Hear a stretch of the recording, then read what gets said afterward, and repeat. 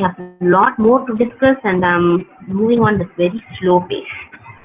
Okay, let's cover whatever is done in a clear manner rather than rushing up with everything. Okay, so let's go with some arithmetic and logical operations which can happen. Like, you know, the arithmetic operations and logical operations are mainly used for morphing. Okay, what do you mean by morphing? What do you mean by morphing? M-O-R-P-H-I-N-G. Morphing. Seriously, it's not so good without any responses. Just one of you text me. What do you mean by morphing? Please, participants, just text me. What do you mean by morphing? One of you, at least. No idea about morphing. We usually get it done, no, with some means. Means when it is created, we just go on with this morphing, right? That can be used with some mask.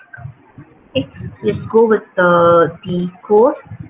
Morphing is if you have a person's face being replaced with the monkey's one. I could say that's an example of morphing. Okay, so let's go on with the arithmetic and logical operation.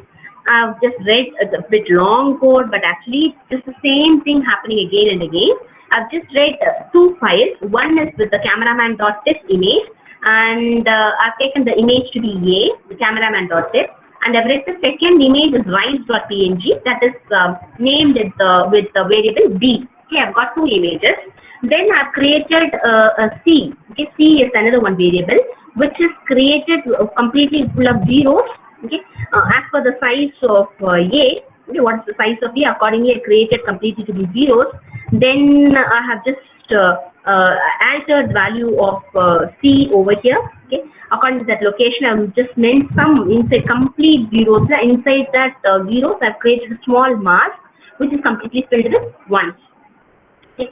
Now I have worked on with the AND operation between image A and C. Bit AND is a function, and I've done bit AND operation between B and C. Bit AND again with the A and B. Bit OR. So bitwise OR operation will be done between the pixels A and C. In image pixels in image A and pixels in image C. Okay.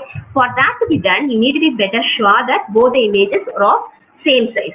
Okay, because it's all bitwise operations. Okay, so you want that to be of same size. Only then you could make sure all the images are going to be will have equivalent operations. Like one pixel to the other pixel, you need to have the total count of pixels to be same. Okay, bit similar to the bit OR, I have a function called bit XOR. I have a function called bit CMP. It's actually for complement.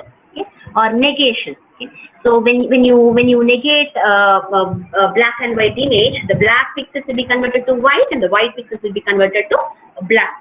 Okay, so these are all some kind of logical operations. If it goes to be with the arithmetic operation, you can add two images. You could subtract images. In subtract the function, you could subtract some images, and you could multiply some images. Okay, and you could even divide some images. Okay.